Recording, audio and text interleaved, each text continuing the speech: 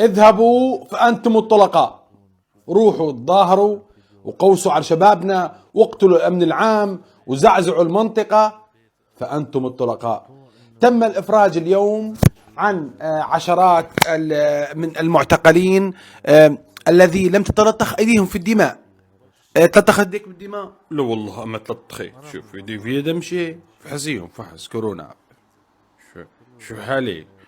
تطلقوا سراحي اليوم، بكره بالظاهر ضدكين مع المجرم غزال.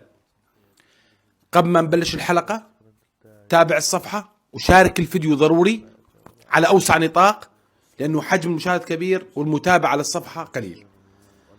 قريب مظاهرات دعا إلى مين؟ غزال. مين غزال؟ شيخ طائفي نتن عفن مجرم إرهابي. اسمع ماذا يقول على سوري حفظه الله ونصره الله بقيادة السيد الرئيس الدكتور بشار الأسد حفظه الله، يقفون سدا منيعا في وجه هذا التآمر في الحفاظ على البلد، في انتشار الأمن والأمان بين صفوف أبنائنا وشعبنا. ثلة تشبه الجرذان عندما يختبئون في الشوارع والمذقات، يختبئون في الصرف الصحي وغيره، إننا نجدهم كالفئران التي أصابها الفزع والهلع أمام هذا الجيش الذي. سمعت هالشبيح؟ هاد شيخ دين، هذا شبيح إرهابي. ومين رفيقه؟ معراج أورال. مين معراج أورال؟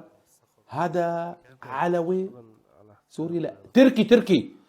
راح جابوا من تركيا، اجابوا على اللاذقي بداية الثورة السورية، وكان معراج أورال هو الواجهة للذبح والقتل والإرهاب، وله فيديو شهير بيقول تطويق بانياس وتطهير بانياس من السنة.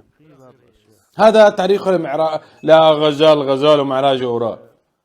خير دللونا شركاء الوطن. سكوتش يا زار، ما تحكيك يا انت بتضرب السلم الأهلي. لا والله بضرب السلم الأهلي، أنا بقلكين اللي بقلوب السوريين.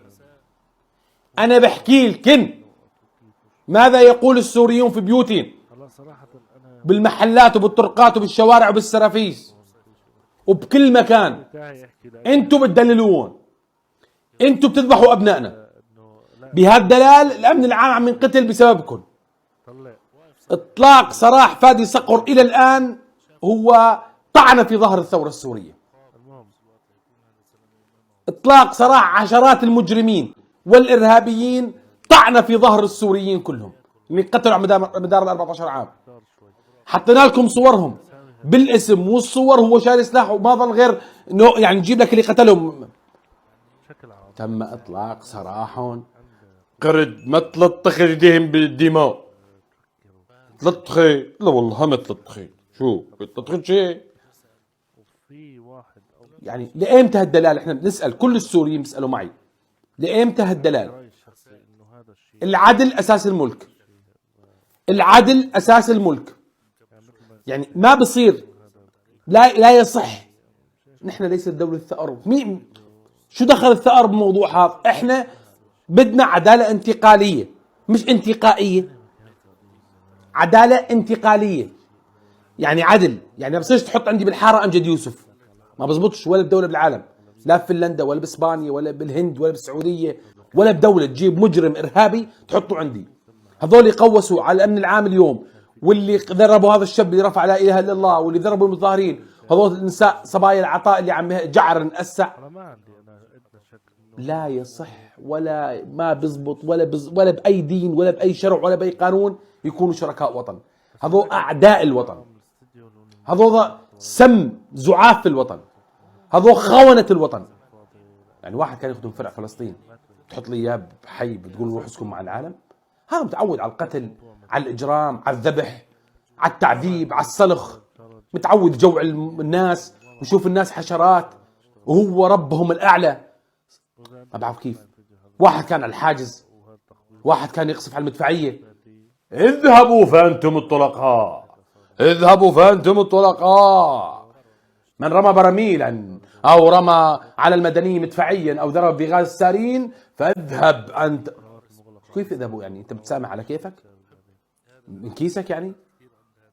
أنا متأكد إنه عندك لا شهيد ولا جريح ولا معتقل بالدار ولا شيء. أنت بتحكي باسم الناس يعني؟ شلون باسم الناس؟ شلون يعني بصير إنه أقول لواحد والله أنت مات أخوك؟ الله سامحوا. شلون سامحوا؟ شلون؟ من كيسي بسامحوا؟ مو على كيفكم. خافوا الله بالشعب السوري، يوميا عم بحرق دمنا ومنقول لكم اياها ومنصيح قسد ارهابيه. هذول ارهابيين مجرمين قرد تعودوا على القتل والاجرام. الباشان نفس البطيخ. لا حياة لمن تنادي. الى النهايه، والسلام عليكم ورحمه الله وبركاته. كثر الترحيب بجيب ضيف الخرا.